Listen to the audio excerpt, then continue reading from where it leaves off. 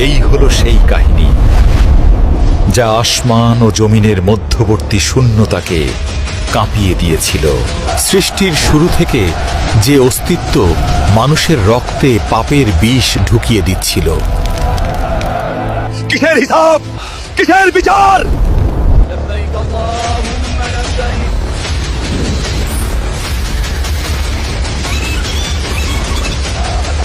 তাদের একজন পথপ্রদর্শক দরকার। সে হঠাৎ কেন আর্তনাদ করে উঠল?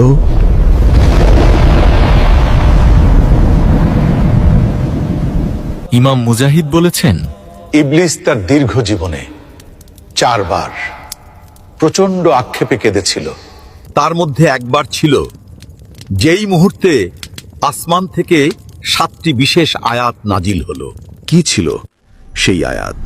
কেন তা নাজিল হওয়ার পর ইবলিস বুঝে গিয়েছিল যে তার এত বছরের পরিশ্রম আজ ধুলোয় মিশে গেল? আসুন ফিরে যাই 1400 বছর পেছনের সেই ধুলিমলিন মক্কায়।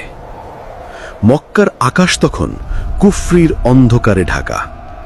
কাবার পবিত্র প্রাঙ্গণ দখল করে আছে 360টি মূর্তি। কেউ লাতের সামনে মাথা নত করছে, কেউ উজ্জার সামনে। প্রত্যেকে তার নিজের তৈরি করা খোদার কাছে কিছু চাইছে। প্রত্যেকে তার নিজের তৈরি করা খোদার কাছে কিছু চাইছে।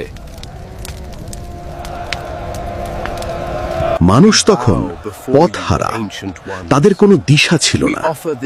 তারা কাঁদত, কিন্তু কার কাছে কাঁদবে তা জানত না। তারা চাইতো, কিন্তু কার কাছে হাত পাতবে সেই ঠিকানাই তাদের জানা ছিল না। তাদের একজন পথপ্রদর্শক দরকার। তাদের ইবাদত বলতে ছিল কেবল শীষ দেওয়া আর তালি বাজানো। অন্তরে ছিল হাহাকার। আমাদের রব কে? আমরা কার ইবাদত করব? কেমন করে সেই মহান সত্তার সাথে কথা বলবো? ইতিহাস তখন এক সন্ধিক্ষণে দাঁড়িয়ে।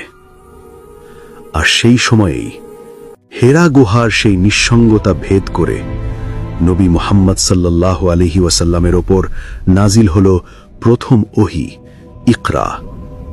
ইকরা বিসমি রাব্বিকাল্লাযী খালাক। হৃদয়ে নেমে এলো নবুয়তের ভার। এক প্রশ্ন যেন নবীকে ঘিরে ধরল। দাওয়াত শুরু করব কিভাবে? রবকে ডাকব কি বলে? তার সাথে কথা বলার প্রথম পদক্ষেপ কি হবে? এটি ছিল সেই শুরু যেখান থেকে খুলে গেছে পুরো কোরআনের দরজা।